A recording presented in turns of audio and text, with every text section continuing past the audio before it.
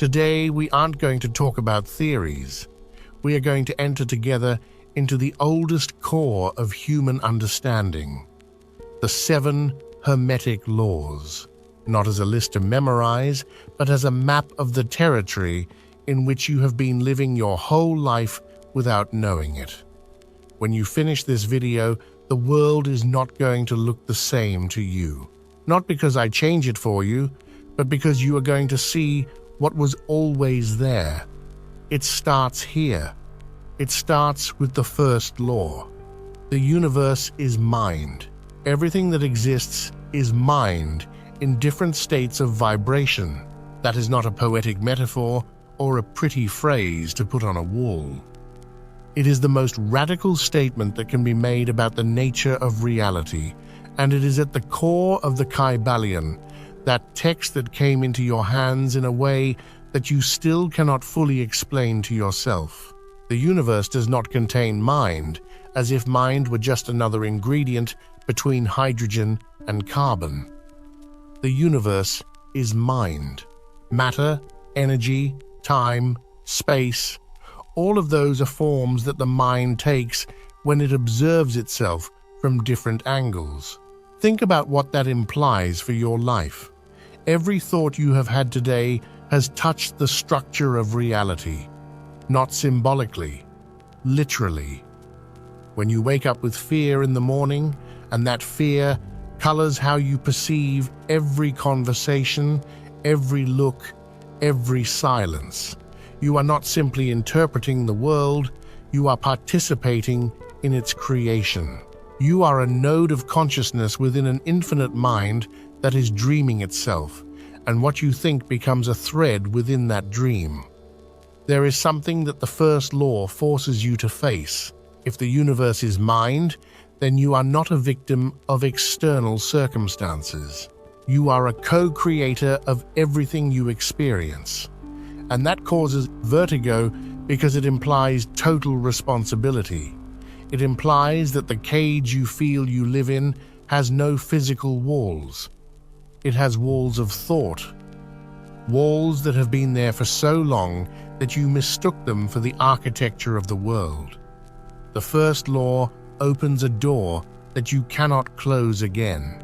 The second law is the one that causes the most discomfort because it strikes directly at the illusion that we are unique and unrepeatable beings floating in a hostile universe that does not understand us. The second law says that what is above is like what is below. What is inside is like what is outside. The principle of correspondence. Listen to this carefully. There is no phenomenon in the outer universe that does not have its perfect equivalent in the inner universe.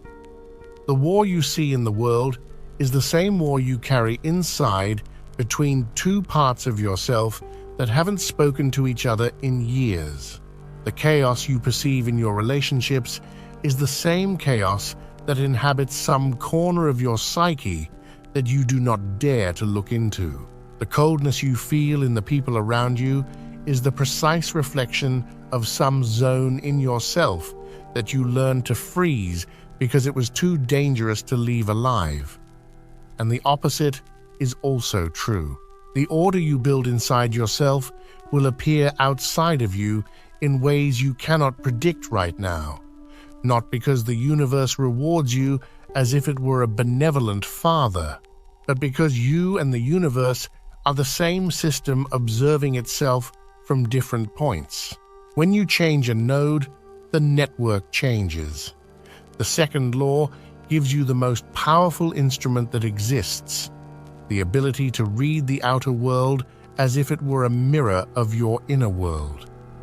Everything that disturbs you outside of you carries an engraved direction. It points inward.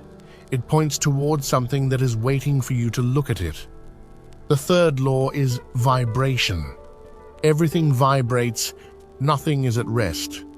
Nothing is static. Every atom, every thought, every emotion, every color, every sound, every human relationship exists in a certain state of vibration. What differentiates stone from fire, fear from love, dream from waking life, is not its substance, but its frequency. Now I want you to stop for a moment. Close your eyes if you can. What frequency are you vibrating at right now? I don't mean a number or a new age category. I mean this. If your life were a musical note, would it sound like something that resonates with what you want to attract? Or would it sound like static, like noise, like repeated dissonance? Because the law of vibration is not an invitation to pretend you are fine when you are not. It is the explanation of why certain people, situations, and circumstances keep appearing in your life even though you swear you don't want them. It is not bad luck. It is not karma in the popular and simplified sense of the term. It is attunement. You are receiving what you are emitting, not because the universe is a passive mirror, but because reality organizes itself around the vibrational patterns that you hold continuously. Changing your vibration is not thinking positively. It is a deep surgery of the patterns that have been operating inside you long before you were aware that you had them. And that surgery requires first seeing the wound. The third law does not ask you to smile. It asks you to be honest about the frequency from which you are transmitting. The fourth law, polarity. And this is where many get lost because it seems simple, and in reality, it is the most subversive of all. Everything has two poles. Everything has its opposite. Heat and cold are not different things. They are degrees of the same thing. Love and hate are not irreconcilable opposites. They are extremes of the same emotional spectrum. Bravery and fear are the same energy at different frequencies. What we call good and what we call evil are not separate forces fighting on opposite fields. They are modulations of the same field. Listen to what that means for you. That trait of yours that you hate the most, that part of yourself that you hide, that shadow that you have been dragging along like a debt that never finishes being settled, is not your enemy. It is untransformed energy. It is the dark pole of something that in its luminous pole could be your greatest strength. The untamed anger you carry inside can be the dark pole of an extraordinary willpower. The fear that paralyzes you can be the dark pole of a sensitivity that, transformed, makes you capable of perceiving what others do not see.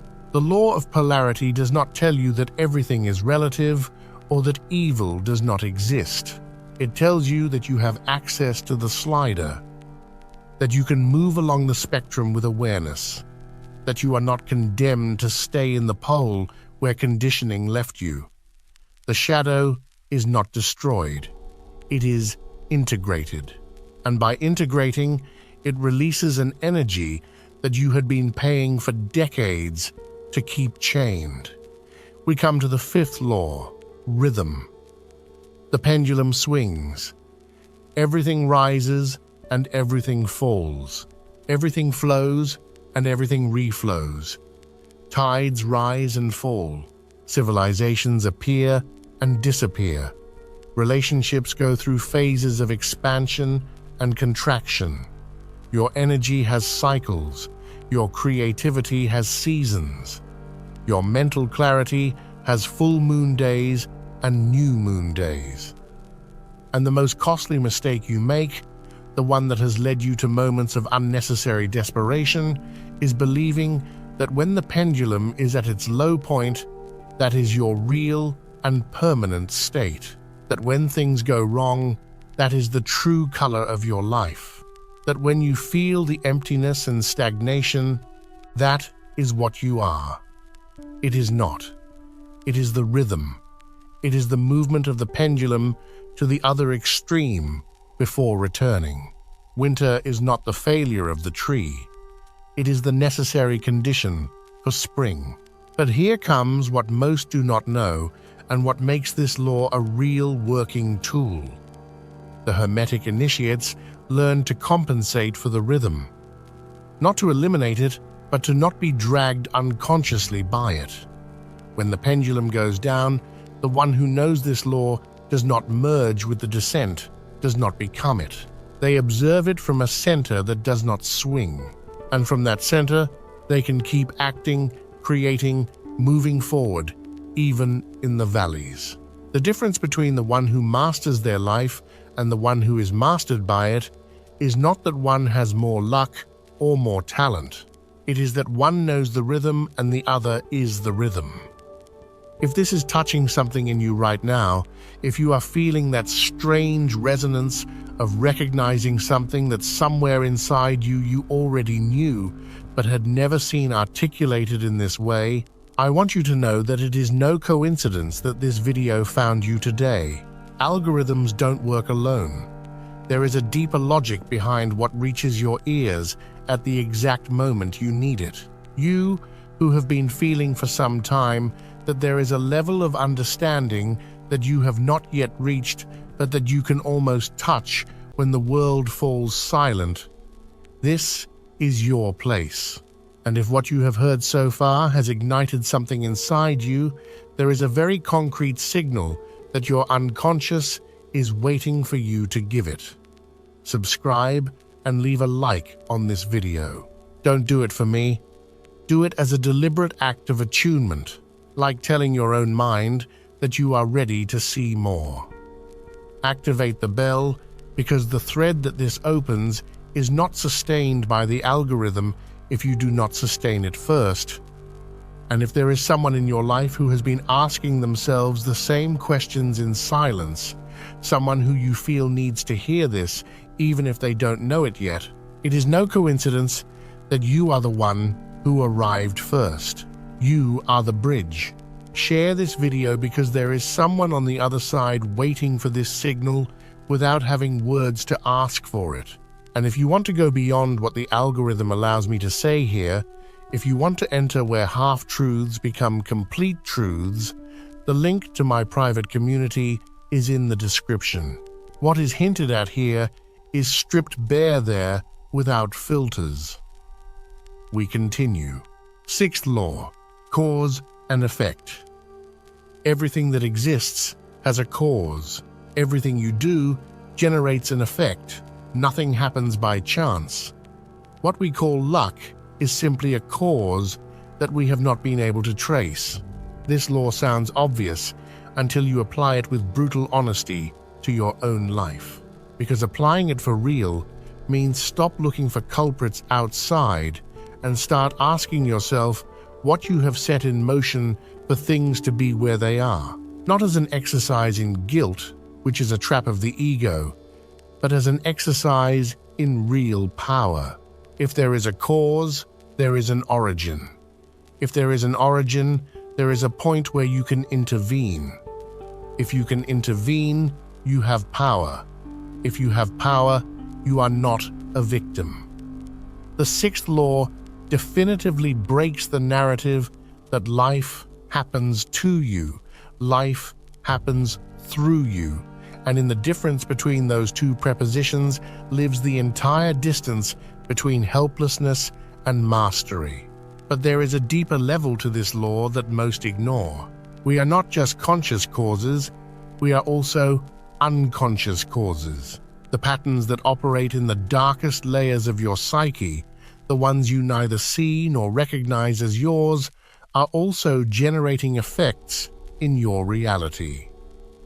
The fears you haven't looked at, the internal agreements you made as a child to survive, and that remain in force as unwritten laws inside you, the wounds you sealed because looking at them was too much, all those shadows are active. They are all causing. They are all building the world you perceive as if it came from the outside. The real work, the one that very few do, is to go down to those layers and become aware of the causes that have been operating in the dark.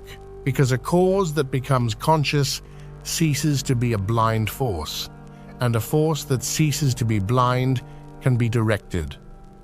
The seventh law, the last one, and the one that is most misunderstood, the one that is most used to justify what should not be justified, and the one that is most silenced when people begin to understand what it is really about. Gender. Everything has its masculine principle and its feminine principle. We are not talking about biological sex. We are talking about the two fundamental forces that create when they meet. The masculine principle generates, projects, initiates, penetrates into reality with active will. The feminine principle receives, nurtures, incubates, transforms what it receives into something that did not exist before. And these two forces are not separated in different bodies. They are inside each of us. The question this law asks you is disturbing. Which of the two forces do you have blocked? Because almost everyone, almost without exception, has one of the two in a state of dysfunction. Either the active principle is so hypertrophied that you can never rest, you can never receive, you can never let yourself be nurtured by anything because that would make you feel vulnerable. Or the receptive principle is so collapsed that you never generate, you never initiate, you always expect life to bring you what you need, and you live in a chronic waiting that you call patience, but which, in reality, is paralysis. The seventh law does not ask you to balance anything in the abstract. It asks you to look honestly at which of your two engines is broken and why it broke down. Because that engine did not break down on its own. There was a moment, a situation, a wound that deactivated it. And as long as you do not return to that moment, the breakdown will remain there, generating the effects that cost you so much to understand. The seven laws together are not seven separate concepts.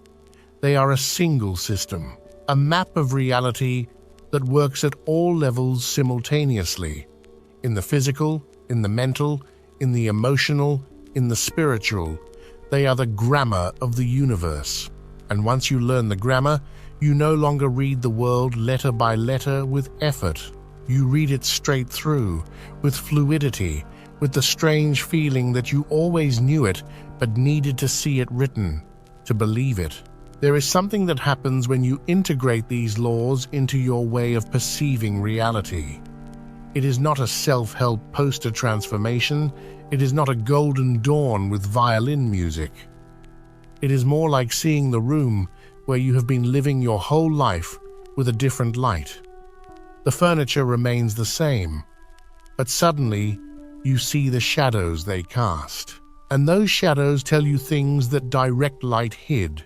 You see the patterns that repeat in your life, and you no longer ask yourself why these things happen to you. You ask yourself, what law is operating here, and how can I move consciously within it instead of being dragged by it like a leaf in the river?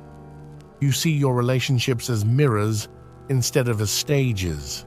You stop looking in the other for the cause of what you feel and start looking in yourself for what the other reflects.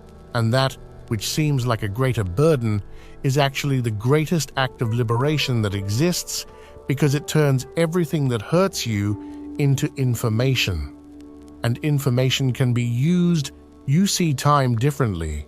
Cycles stop being meaningless repetition and start being the rhythm of a learning that deepens in a spiral. Each time the pendulum goes down, you reach the same point, but from a higher position. Every winter of your life has buried inside the seed of something you have not yet seen bloom. You see your thoughts with an awareness you didn't have before. You no longer believe all the thoughts that appear in your mind as if they were objective truths about the world. You see them as vibrations. You see them as potential causes.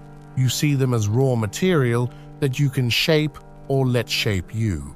And above all, you see others with a compassion that does not come from moral superiority, but from recognizing the same system operating in them, the same laws, the same patterns, the same unintegrated shadows. Seeing that does not make you better than anyone. It makes you aware. And awareness is the only difference that matters. Now I ask you something, and I want you to answer it in silence, just for yourself. How many times have you been about to change something fundamental in your life, and at the last moment you have backed down? Not because the circumstances were not right, but because something inside you whispered that it was not the time, that you would do it tomorrow, that you were not ready yet. How many times has that whisper won? What you hear at this moment is not the end of a video. It is a threshold. You are standing right on the edge between the person you have been being and the person you know you can be. Between continuing to understand these laws as interesting concepts and starting to live them as the grammar with which you read your own existence. You, who make it this far when the rest closed the window a long time ago, who feel that there is a gap between what your life could be and what it is being, and that this gap is no longer tolerable as before, listen to me. This moment does not repeat itself. The synchronicity that brought you to this video today does not knock twice on the same door. Either you cross now, or the threshold closes and you return to the hallway where you already know every crack in the floor. Leave a like on this video. It is not a button. It is an energetic affirmation that you are no longer conforming. Leave a comment. It doesn't matter if it's just one word, because every comment is a public declaration that something in you has already moved and has no intention of going back to where it was. Share this with someone. Yes, you already know who it is. There is a specific person who crossed your mind while you were listening to this. That thought is not an accident. You are the bridge between them and this information. Break the chain of silence and activate the bell, because what comes next on this channel goes even deeper, and the algorithm will not bring it to you if you don't tell it you want it. And if you feel that what has been said here is only the surface, if you intuit that beneath these 7 laws there is a level of real practice, of work with the archetypes, of understanding the initiatory systems that transmitted them for centuries, enter the closed circle. The link is in the description. Entering is not following me. It is sealing a pact with yourself that you are no longer going to live on the surface of your own existence. In a few weeks, if you decide to cross that door, you will not recognize the way you perceive what surrounds you. You will stop tolerating what you still tolerate today. You will begin to see what was previously invisible. I don't promise that. The laws you just heard promise it. And activate the bell tonight before going to sleep. Observe the next 48 hours. The unconscious registers symbolic acts. What seems like a small gesture sends a signal to layers of yourself that do not operate with words. This is not a metaphor. It is deep mechanics that you have been ignoring for a long time. The universe is mind, and your mind has just touched something real. What you do now with that is the only question that matters. Until the next door.